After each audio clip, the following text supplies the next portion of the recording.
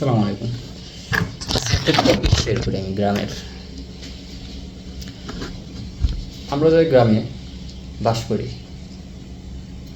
এখন অনেকেই মনে করে সমাজ একার। আচ্ছা, সমাজ কি কখনো একার হয়? আপনি কি একা একটা সমাজ গড়তে পারবেন? গড়তে পারবেন না।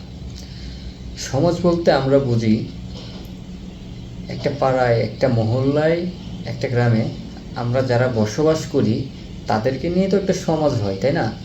অথবা সামাজিক সব কিছু কর্মকাজ সবগুলো হয়। কিন্তু ইদানিং গ্রামে গেলে একটা জিনিস লক্ষ্য করছি, 4-5 জন জোড়াই, মানে যার সাথে যার মিলে 4-5 জন জোড়াই ঘুরে। তো এটা আমাদের সময় ঘুরছি, কিন্তু আমাদের সময় ঘুরছি প্রচণ্ড লেভেলের খেলাধুলা করছি, এবং এত খেলাধুলা করছি অনেক খেলার নামই এখন পর্যন্ত জানি না, মনে নেই। হাডুডু, কাবাডি, তার ফুটবল, গুল্লা চোট, কানামাছি, লুকানি খেলা, সব ধরনের খেলা খেলছি। তো আজকালকার পোলাপানি কী করে, 4-5 জন ঘুরে হাতে সিগারেট নিয়ে, সিগারেটের সাথে গাঁজাও চলে। এই যে জিনিসটা সমাজে চড়াচ্ছে, এটি সমাজের জন্য ক্ষতি না? কেউ শাসন করে না।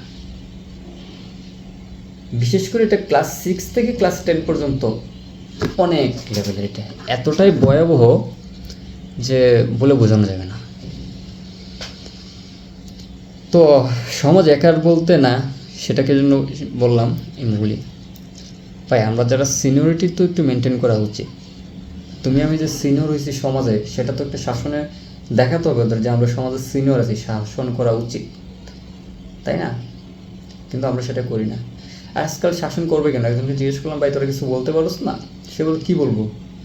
ওরে কিছু বললো, ওর ফ্যামিলি ওর পক্ষ হয়ে আসে, বলে যে ও আমার টাকায় কাটছে, তোমার টাকায় কাটছে নাকি, তখন কি বলবে? কিন্তু আমাদের সময় ছিল ছোটোবেলা ভিন্ন রকম।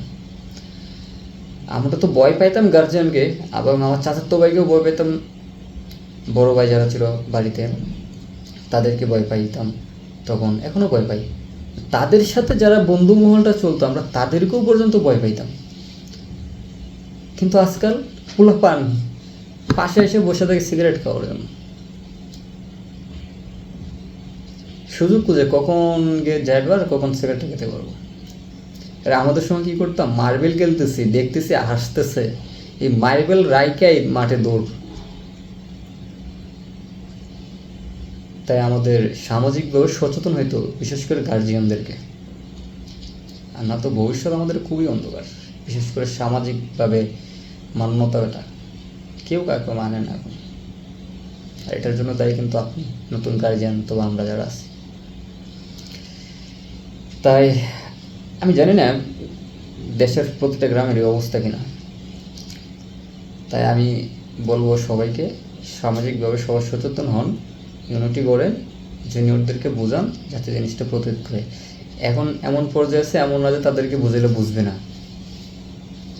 কঠিন শাসনে রাখলে এই ক্ষেত্রে বুঝবে। আর পাড়ায় মহল্লা এটা কারা বিক্রি করে, এটাকে জানেন না আপনারা? খোঁজ নেন, আইনের সহায়তা নেন। এভাবে তো স্কুলে তো নেশাজাতীয় জিনিস খুব দ্রুত ছড়ায় যাবে। জিনিসটা আমাদের বন্ধ করা উচিত। Any how.